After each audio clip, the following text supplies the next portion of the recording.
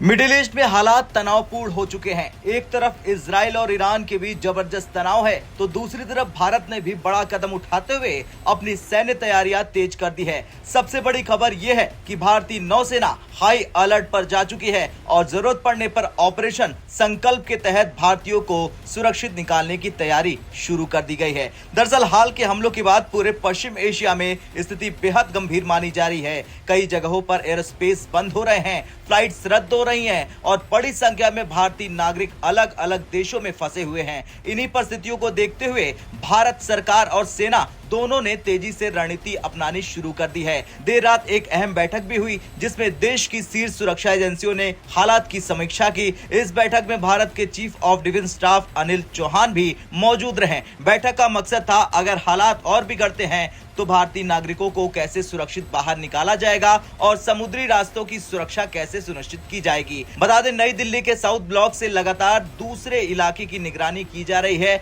नौसेना और वायुसेना 24 घंटे स्थिति पर नजर बनाए हुए हैं। भारतीय युद्धपोत पहले से ही खाड़ी क्षेत्र में तैनात हैं और किसी भी आपात स्थिति में तुरंत ऑपरेशन शुरू करने के लिए तैयार हैं। असल में ये पहली बार नहीं है जब भारत ने इस तरह की तैयारियां शुरू की हो। ऑपरेशन संकल्प पहले भी समुद्री सुरक्षा के लिए चलाया जा चुका है। इसका मुख्य उद्देश्य भारतीय जहाजों, व्यापारिक कार्गो और समुद्री रास्तों की रक्षा करना है, खासकर उस क्षेत्र में जहां तनाव और समुद्री खतरे ज्यादा होते हैं। सूत्रों के अनुसार बहरीन के पास भारतीय युद्धपोत तैनात है और अरब सागर से लेकर खाड़ी तक गश्त बढ़ा दी गई है। खास तौर पर हार्मुज जल डमरू मध्य पर नजर रखी जा रही है क्योंकि दुनिया का बड़ा तेल व्यापार इसी रास्ते से गुजरता है। अगर यहाँ कोई संकट पैदा होता है तो इसका असर पूरी दुनिया पर पड़ सकता है। बताया जा रहा है कि भारतीय नौसेना के पास इस मिशन के लिए हजारों प्रशिक्षित सैनिक और कई युद्धपोत तैयार हैं। समुद्री निगरानी भी बढ़ा दी गई है और लगातार एयर सर्विलांस की जा रही है ताकि किसी भी खतरे को पहले ही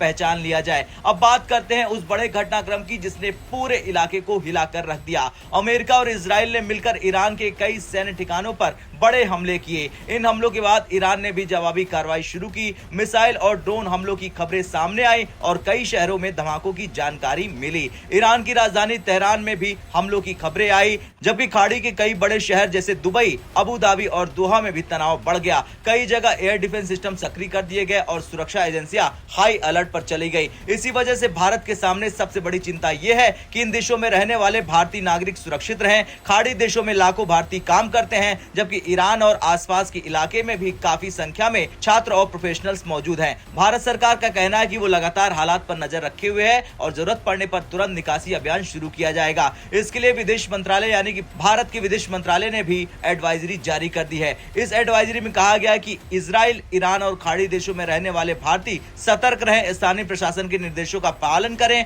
और अनावश्यक यात्रा से बचें। इसके अलावा भारतीय दूतावास लगातार नागरिकों के संपर्क में है।